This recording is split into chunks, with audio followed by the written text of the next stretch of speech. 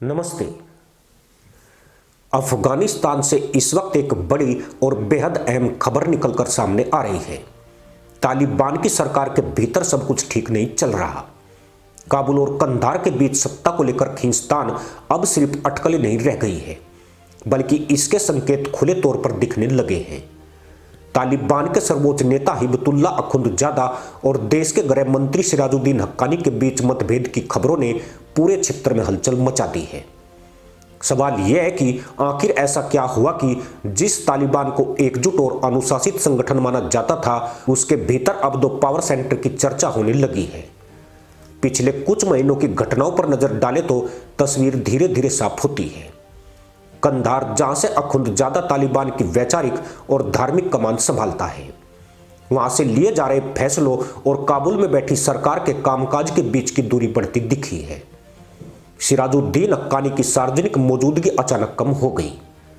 कई अहम बैठकों में उनकी गैर हाजिरी चर्चा का विषय बनी और तालिबान के भीतर यह सवाल उठने लगा कि असली सत्ता केंद्र आखिर है कहां?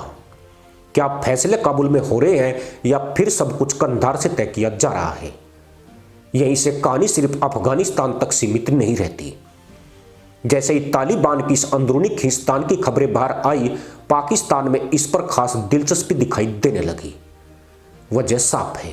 तालिबान को दशकों तक जिस पाकिस्तान ने रणनीतिक गहराई का सबसे अहम हथियार माना, वही तालिबान सत्ता में आने के बाद पाकिस्तान की अपेक्षाओं पर खरा नहीं उतरा। तहरीके तालिबान पाकिस्तान के हमले बढ़े, सीमावर्ती इलाकों में हिंसा तेज हुई और इस्लामाबाद की शिकायतों पर काबुल से कोई ठोस कार्रवाई नजर नहीं आई। अब सवाल उठता है कि यह सब अचानक क्यों हो रहा है? क्या यह तालिबान के भीतर सत्ता का स्वाभाविक संघर्ष है या फिर किसी ने सही वक्त पर सही मुहूर्त चल दिया है और यही से सबकी सुई पाकिस्तान की तरफ घूमने लगती है? खासकर पाकिस्तान के मौजूदा सेना प्रमुख असीम मुनीर की रणनीति को लेकर। अगर ग्राउंड सिचुएशन को समझे तो तालिबान के भीतर दो अलग अलग सोच साफ दिखाई देती है। एक तरफ अखुंदजादा का धड़ा है, जो कंधार से बैठकर तालिबान की वैचारिक दिशा तय करता है। उसके लिए सबसे अहम है तालिबान की धार्मिक पहचान, सख्त नियम और किसी भी तरह का समझौता न करना, महिलाओं की शिक्षा, मीडिया पर नियंत्रण और न्याय व्यवस्था से जुड़े फैसले इसी सोच का नतीजा है। दूसरी तरफ सिराजुद्दीन हक्कानी और उससे जुड़े नेता हैं, जो जानते हैं कि बिना सीमित अंतर्राष्ट्रीय स्वीकार्यता और आर्थिक राहत के अफगानिस्तान को लंबे समय तक चलाना मुश्किल है। आंकड़े खुद इस दबाव को साबित करते हैं। 2021 से पहले अफगानिस्तान की अर्थव्यवस्था करीब 20 अरब डॉलर की थी, जो सत्ता परिवर्तन के बाद तेजी से सिकुड़ी। संयुक्त राष्ट्र के मुताबिक आज देश की 90% से ज्यादा आबादी किसी न किसी रूप में खाद्य संकट का सामना कर रही है। विदेशी सहायता लगभग बंद है और बैंकिंग सिस्टम चरमराया हुआ है।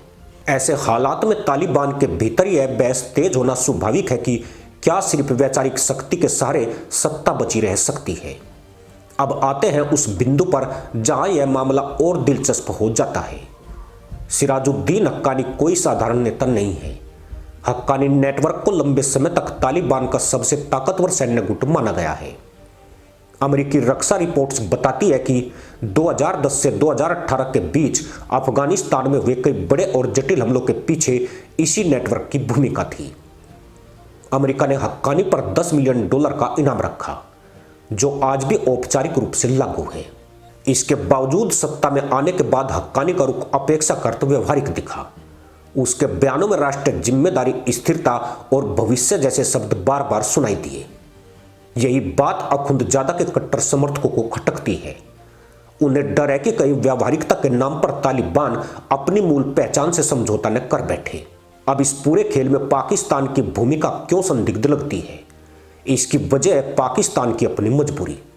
तालिबान के सत्ता में आने के बाद पाकिस्तान को उम्मीद थी कि अफगान सीमा पर शांति आएगी, लेकिन हुआ उल्टा। 2022 और 2023 में तहरीके तालिबान पाकिस्तान से जुड़े हमलों की संख्या में तेज बढ़ोतरी हुई।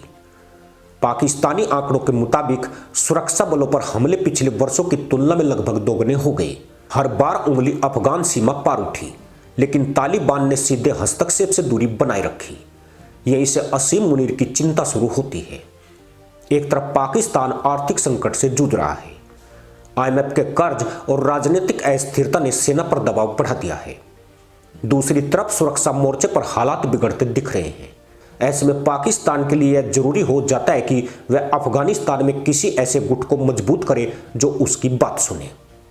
और अगर तालिबान के भीतर कोई गुट पाकिस्तान के ज्यादा करीब माना जाता है तो वह हक्कानी नेटवर्क ही है। इसका मतलब यह नहीं है कि पाकिस्तान खुले तौर पर तालिबान को तोड़ने की कोशिश कर रहा है, लेकिन संकेत बताते हैं कि वह हालात को अपने पक्ष में मोड़ने के हर विकल्प पर नजर रखे हुए है। हाल के महीनों में हक्कानी से जुड़े नेताओं की गतिविधियों और सीमावर्ती इलाकों में बड़ी हलचल को इसी संदर्भ में देखा जा रहा है। भारत के लिए यह पूरा घटनाक्रम बेहद अहम है। भारत अफगानिस्तान में लंबे समय से विकास परियोजनाओं के जरिए मौजूद रहा है और क्षेत्रीय स्थिरता को अपनी सुरक्षा से जोड़कर देखता है। तालिबान की अंदरूनी लड़ाई अगर खुलकर सामने आती है तो उसका असर कश्मीर से लेकर पूरे दक्षिण एशिया तक पड़ सकता है। यही वजह है कि भारत इस पूरे घटनाक्रम को बेहद सतर्कता के साथ देख रहा है। अंतर्राष्ट्रीय स्तर पर भी हलचल कम नहीं है। अमेरिका भले ही सैन्य रूप से अफगानिस्तान से निकल चुका हो, लेकिन सुरक्षा एजेंसियां तालिबान की हर गतिविधि पर नजर रखे हुए हैं। चीन अफगानिस्तान के खनिज संसाधनों और क्षेत्रीय परियोजनाओं को लेकर सतर्क है, जबकि रूस मध्य एशिया में किसी भी अस्थिरता को अपने लिए खतरा मानता है। यानी तालिबान की यह अंदरूनी खींचतान अब एक वैश्विक चिंता का विषय बन चुकी है। अब सवाल यह है कि आगे क्या हो सकता है। क्या अखुंदजादा अपनी वैचारिक पकड़ से हर चुनौती को दबा देगा, या फिर हक्कानी नेटवर्क ज्यादा प्रभावशाली भूमिका में आएगा?